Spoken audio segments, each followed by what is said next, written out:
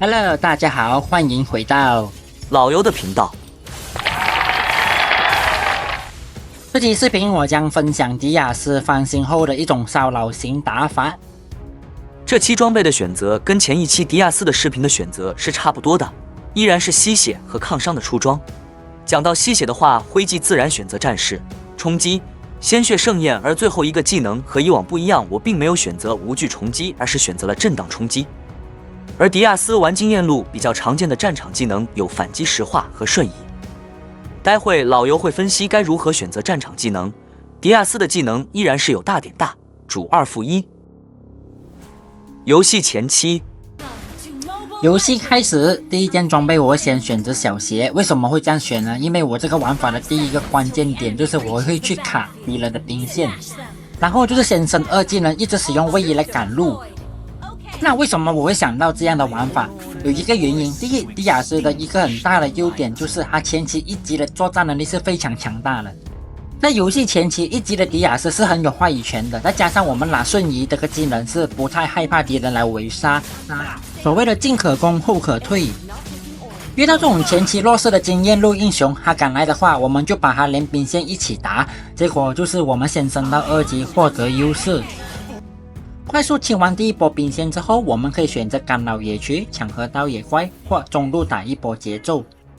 如果第2波兵线敌人完全没有来干扰，我们甚至可以走到高地外面提前再卡多一波兵线，那么我们就有更加充足的时间去打节奏或骚扰敌人。但是卡这个位置的兵线的话，我只建议卡1次就好，卡第2次的话很容易被敌人围杀。那么我们打游戏也不可能永远都那么顺利的，比如这局我想卡线的时候，就遭遇到对面2个人来干扰。遇到这种情况的话，我们就果断放弃卡线这个操作。还有最近达姆斯这个英雄的出场率也比较高，也刚好可以分享一下如何对线达姆斯这个英雄。我又觉得在达姆斯4级之前是迪亚斯压他的最好时机。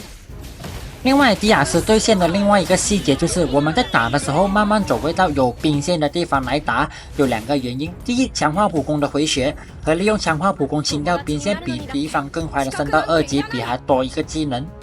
然后在达姆斯时候，我们直接去卡线，要干扰达姆斯回到线上的发育。刚才1级单挑的时候就能打赢他，更不用说现在我已经升到2级。还有一点就是迪亚斯在对线的时候，我们要善用强化2技能，因为强化2技能和普通2技能无论是伤害还是防御穿透都是差一个层次的，所以建议大家在打架前先存一下被动的能量。还有卡边线的玩法还有2个优点，第一点我们可以去带节奏，第二点我们可以让敌方的经验路英雄坐牢。比方现在我们清完这一波兵线，我们就可以去龙鬼那边打节奏。看到敌方法师，我们直接一套把他给送走。这里就证明了战士灰烬前期一样是可以一套打死脆皮英雄的。因为达姆斯还在清线的原因，我们就在使用这个玩法实现了一个以多打少的局面出来。而这点也是我想表达这玩法的核心和重点。而当达姆斯4级后加有反击的情况下，同样不要跟他战弩硬刚，同样保持卡线去带节奏，帮队友累积优势，等有了统御圣盾才去找达姆斯单挑也不迟。我们来看下这一段，在没有统御圣盾，但是经济和等级比达姆斯高的情况下进行单挑。相信大家也是可以看得到，我现在是打不过达姆斯的。不过在我们有拿瞬移技能的情况下，我们不作死的话是没有那么容易会给他给反杀的。OK， 那现在我们买了统御圣盾，我们再尝试一下跟达姆斯来进行单挑。那小帅来个 BGM 安排。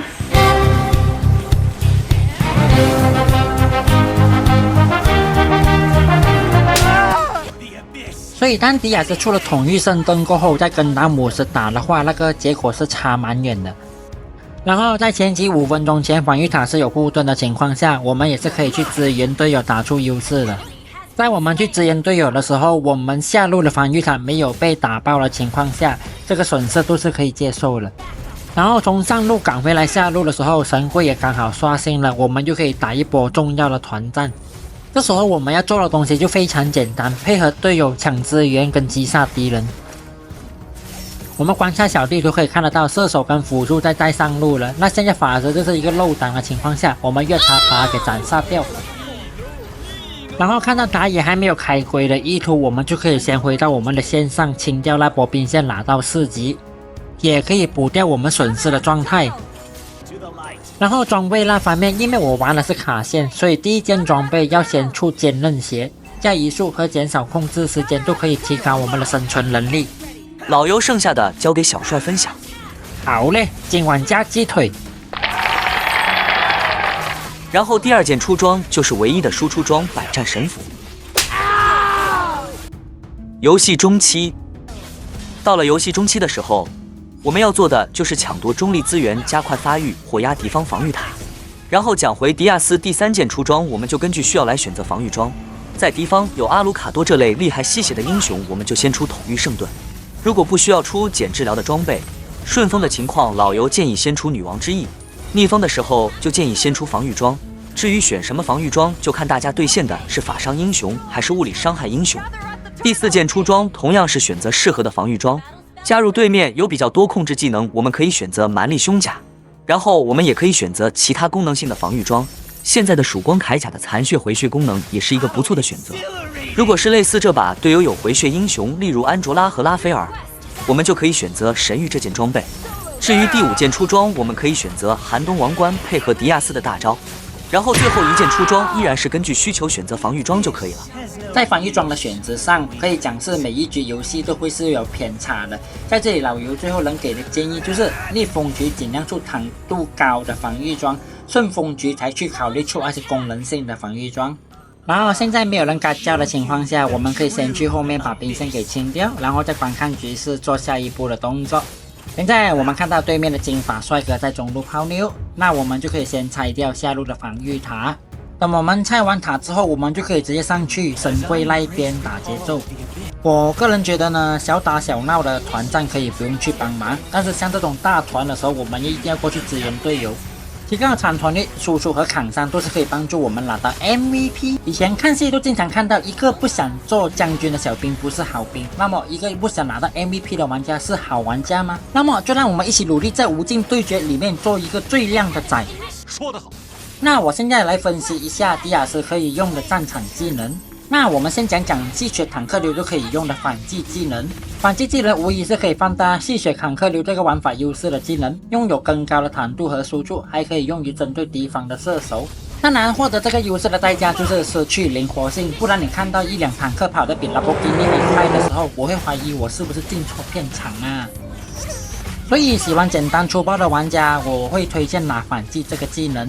然后接下来就是石化这个控制技能，这个技能可以让迪亚斯多一个高级控制，打断敌方英雄的技能。最常用的办法就是用来弥补大招的前摇，主要就是在我们蓄力大招的时候使用石化控住敌人，让他们吃到大招的伤害，用来针对比较灵活的英雄。不过这个技能比较推荐全输出或半肉半输出的迪亚斯，这个技能可以让迪亚斯更加的容易单杀敌人。最后就是瞬移技能，相信玩迪亚斯的玩家应该都能了解大界瞬移的魅力。瞬移的作用就是可以大大提高迪亚斯的上限，可以很好的进场和离场。如果喜欢和老尤一样整天去对面嘎嘎叫他们的话，是蛮推荐拿瞬移这个技能的。就让我们成为一个合格的搅屎棍，去搅乱他们的野趣吧。还有一点就是反省后的迪亚斯，有很多玩家说手感变重了，技能衔接那方面没有以前那么的顺畅。不知道大家是否都有这个感觉，还是我们少数人的错觉？欢迎留言评论分享。游戏后期，到了游戏后期，我们就是要想办法抢到领主和上高地的环节了。这里先配合队友把敌方的打野打死之后，就可以回去安全的开领主。还有一点就是，我个人把游戏的前5分钟定义为前期，而5分钟到10分钟为中期，而10分钟之后就是后期。如果有哪里讲的不对，还望大家枪下留人，因为老尤并没有穿防弹衣，顶多拿小帅出来挡子弹。不是有福同享，有难同担吗？怎么变成了负责挡子弹？这不是因为词穷吗？都不懂要说什么好了，只好抓你出来挡子弹。词穷的话就交给小帅来吧。这波开领主非常成功了，引诱敌方英雄来抢，所以开领主的时候也要留下他们1、2个人。有看小说的都知道开团秒辅助，所以我们先把敌方奶爸给干掉。奶爸已死，现在就是我们展示肌肉的时候。强壮有力的肌肉将会转化成敌人的噩梦。遭到围攻不要慌，因为我们还能吸。现在来看看迪亚斯的吸血能力。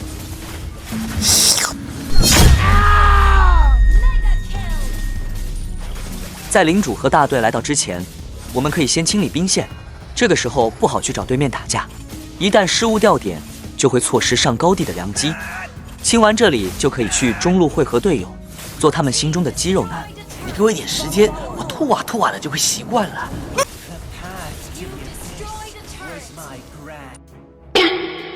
人家要推塔，可惜我们的射手跑去跟红爸爸谈情说爱。所以我们这是去做电灯泡吗？还有那个红爸爸不是在家暴吗？是爱骂是疼，小时候没听老师讲吗？有时候遇到这样的队友是无法避免的，但是我们也不能傻傻一个人去压他。没有机会的时候，我们就坚持等待时机。这把游戏就只有我这个前排英雄，所以我们的决定对输赢的影响是非常的大。大家注意看，队友的站位明显是靠后的，所以这不是进场的好时机。大家注意看这里，防御塔只剩一点血量，我们冲进去一下就可以打爆防御塔。没有了防御塔的伤害，对面是很难快速把我打死。所以这里就是一个很好的入场时机，在队伍没有前排的情况下，最佳打先手的人就是我了。想快速上分，就不好指望路人队友去带节奏。当然，在我们当出头鸟的时候，一定要注意队友的位置。然后趁对面少了2个人，我们赶紧拆掉上下防御塔。要知道，迪亚斯是一个前期英雄，时间拖得越久就会越难打。所以一有机会，我们就要捉紧结束游戏。顺风的时候，上头货浪都是我们上分的垫脚石。下路兵线到了，赶紧去拆塔，除非有机会一波结束游戏，不然我们就先去做可以做的事情。因为我们一直在水晶外围跟敌人打消耗战的意义是不大的，毕竟人家回泉水回血就几步路的事情。敌方奶爸走位失误，在有兵线和安卓拉加持的情况下可以入场，再加上对面最主要的2个输出都不在，才是我决定入场的原因。然后现在对面只剩下法师，这么好的机会一定要尝试拆水晶。但是由于是肉装迪亚斯的关系，这里就明显感觉到火力不足。最关键的兵线被对面的兵线给拦住了，然后对面的射手也要复活了。凭我的输出想快速摧毁水晶是不可能的，所以果断撤退。要知道现在我的人头是非常值钱的，如果用来换人头是非常蠢的。最重要的是领主快要刷新，如果这时掉点换掉对面一些微不足道的角色，那接下来的领主可就危险了。所以现在抢掉他们的红爸爸，再去配合队友开领主才是最稳妥的打法。以前很常听到网友跟我说，打先手的时候队友没跟上是一件很困扰的事。关于这点，小帅可以给的第一个建议是先观察队友有没有上的意图，我们自己也要判断这是不是一个好时机。至于这个判断一定是来自于我们的游戏经验，比方说这次我们这样子上，但队友却没有跟上，那么我们就要总结经验和教训，这样做最后我们可以得到的就是意识。以后有机会小帅会再多分享关于进场时机的相关经验。讲回这里，当我们打算开领主，但对面却跑出来的情况，小帅建议先把他们干掉。在高额的等级差、经济差的情况跟迪亚斯打野战是傻瓜行为。Oh my god！ 所以小帅玩迪亚斯的总结是：欺负人要趁早，别给敌人长大报仇的机会。就算迪亚斯后期无力，但我们也是可以担任扛伤的打法。无尽对决不是一个人的游戏，而是团队游戏。好嘞，感谢小帅的分享，希望这期视频可以帮助大家上分。如果喜欢我的影片，可以订阅、点赞、留言和分享。那我们下期再见。